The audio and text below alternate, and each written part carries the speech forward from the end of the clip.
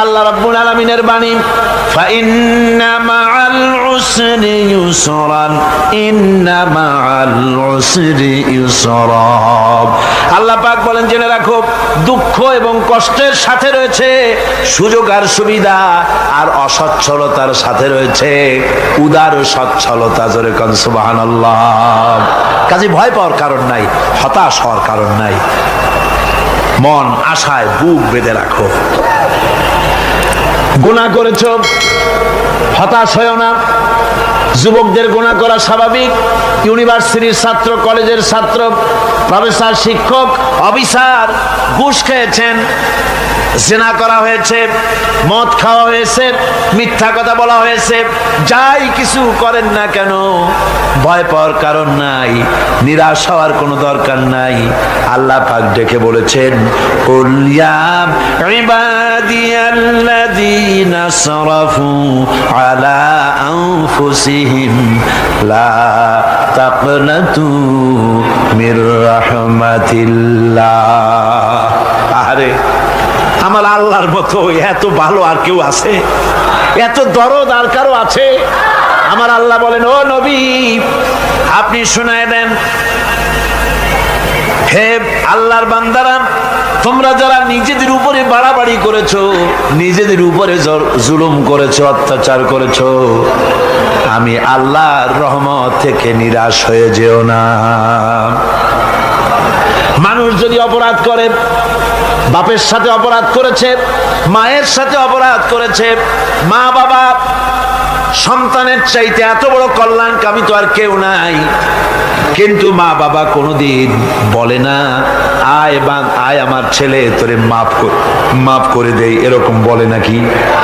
মন চায় ছেলে যদি মাপ চাইতো, খুশি হয়ে মাফ করে দিতাম, কিন্তু কেন যে আসে না, ডাকে না যে আয় মাফ করে দেই। মা বাপ আপনাকে এত ভালোবাসে, সেই মা বাপও আপনাকে বলে না যে আয় মাফ করে দেই। আমার আল্লাহ হচ্ছেন এমন আল্লাহ, আল্লাহ রাব্বুল আলামিন ডাকেন, এ বান্দা, খুন করেছিস ফিরে আয়, জিনা করেছিস ফিরে আয়, হত্যা করেছিস ফিরে আয়, চুরি করেছিস ফিরে আয়, কুফরি করেছিস ফিরে আয়, সুদ খেয়েছিস, ঘুষ খেয়েছিস, মদ খেয়েছিস, ফিরে আয়। এসে আমার দরবারে চোখের পানি ফেল, আমার দরবারে কাঁদাকাটি কর। ইন্নাল্লাহা ইয়াগফিরুয যুনুবা জামিআ ইন্নাহু হুয়াল গফুরুর রহিম। আমার দরবারে চোখের পানি ফেলে কান, আমি রব্বুল আলামিন জিন্দেগীর গুনাহ মাফ করে দেব। সুবহানাল্লাহ কোন, সুবহানাল্লাহ কোন। আমার কাছে কান, চোখের পানি ফেল। আল্লাহ রাব্বুল আলামিনের কাছে বান্দার দুইটা ফোঁটা বেশি প্রিয়। একটা হলো জিহাদের ময়দানে যে রক্ত ফোঁটা দেওয়া হয়, এটা আল্লাহর কাছে প্রিয়। আর আল্লাহর ভয়তে গুনার জন্য লজ্জা করে, অনুশোচনা করে বান্দা যখন চোখের পানি ছেড়ে দেয়, আল্লাহর কাছে এটা অত্যন্ত প্রিয়। নবীজি বলেছেন, বান্দা যখন গুনার ভয়তে, আল্লাহর ভয়তে, জাহান্নামের ভয়তে অনুশোচনা করে যখন চোখ দিয়া পানি ছেড়ে দেয়, ওই চোখের পানি নাকের অর্ধেক আসতে না আসতে আল্লাহ রাব্বুল আলামিন বান্দারে মাফ করে দেন। আল্লাহ বরদাস্ত করতে পারেন না যে বান্দা কান্দুক। আমার ভাইরা, আল্লাহ রহমত, এই পৃথিবীতে আল্লাহর রহমতকে 100 ভাগ করা হয়েছে। আল্লাহর রহমতের কত ভাগ? এই 100 ভাগের 1 ভাগ সারা পৃথিবীতে ছড়াই দেওয়া হয়েছে। আর 99 ভাগ কার কাছে? আল্লাহর কাছে। 1টা ভাগ দুনিয়া ছড়ানো হয়েছে আদম আলাইহিস সালাম থেকে নিয়ে এই পর্যন্ত, এখান থেকে নিয়ে কিয়ামত পর্যন্ত পৃথিবীতে যত মানুষ আসবে, যত প্রাণী আসবে, তাদের মধ্যে প্রাণী জগতেও গাভী তার বাছুরকে ভালোবাসে, ঠিক কিনা? হাতি তার বাচ্চাকে ভালোবাসে, ঠিক কিনা? মুরগি তার বাচ্চাকে ভালোবাসে কিনা? প্রত্যেক মাই তার সন্তানকে ভালোবাসে মানুষের মতো। এই ভালোবাসা, স্নেহ, এই মমতা, এই করুণা, এই মহব্বত 1টা ভাগ দুনিয়ায় দেওয়ার পর আপনি আপনি আর আমি যতটুকুন ভাগে পেয়েছি সেই মহব্বতে, স্ত্রীর মহব্বতে অস্থির, মায়ের মহব্বতে অস্থির, সন্তানের মহব্বতে অস্থির।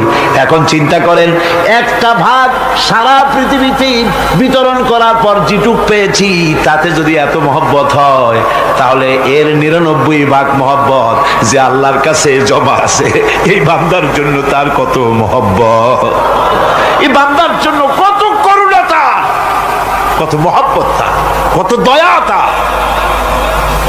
এজন্য আল্লাহ রাব্বুল আলামিন বলেছেন, নাব্বি ইবাদি আন্নি আনাল গফুরুর রহিম। ও আমার নবী, সুসংবাদ দিয়ে দাও, বান্দাদেরকে শোনায় দাও যে আমি আল্লাহ তাআলা ক্ষমাশীল আর দয়াবান। হুজুর কাঁদতেছিলেন, হযরত ওমর রাদিয়াল্লাহু তাআলা আনহু এসে দেখেন হুজুর একা কাঁদতেছে। হুজুর জিজ্ঞেস করছেন, হযরত ওমর জিজ্ঞেস করলেন, হুজুর আপনি কাঁদতেন কেন একা একা? হযরত ওমর বলেন, আমি যখন প্রশ্ন করলাম, নবীজি বললেন, আমার কাছে কিছু আগে জিবরাইল এসেছিলেন। জিবরাইল এসে আমাকে বললেন, আল্লাহ পাক বলেছেন, হে আমার নবী, ইসলামের ভিতরে থেকে যে সমস্ত মানুষগুলি ইসলামের ভিতরে থেকে চুল আর দাড়ি পাকায় দিছে, কিয়ামতের দিন এই লোকগুলারে আমি শাস্তি দিতে আমার শরম হবে। হযরত ওমর বলেন, হুজুর উম্মতের জন্য কত বড় খুশ খবর এটা, আর আপনি কাঁদতেছেন। হুজুর বলেন, ওমর তুমি জানো না আমার কান্নার কারণ ভিন্ন। আমার কান্নার কারণ হলো যে আল্লাহ রাব্বুল আলামিন কিয়ামতের দিন দাড়ি চুল পাকা বান্দারে শাস্তি দিতে শরম করবেন, সেই দাড়ি চুল পাকা বান্দাগুলি আল্লাহর সাথে নাফরমানি করতে শরম করে না। আমি এই লজ্জায় কাঁদতেছি।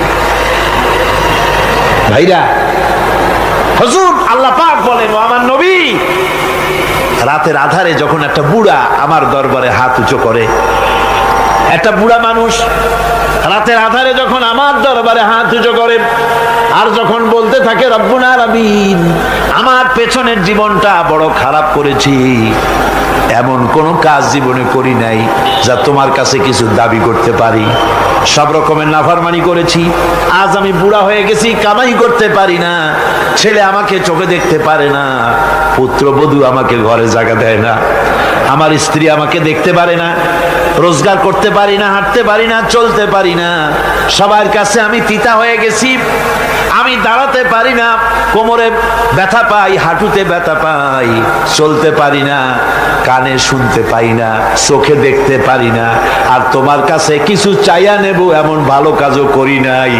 এইভাবে যখন বান্দা কাঁদতে থাকে আমার দরবারে, ও আমার হাবিব আমার রহমতের দরিয়ায় জোশ মেরে যায়, আমার শরম হয় এই বুড়াটারে কেমনে খালি হাতে ফিরাইয়া দেই। সুবহানাল্লাহ, সুবহানাল্লাহ। আমার আল্লাহর এত দয়া, আমার আল্লাহর এত মায়া, এত মহব্বত।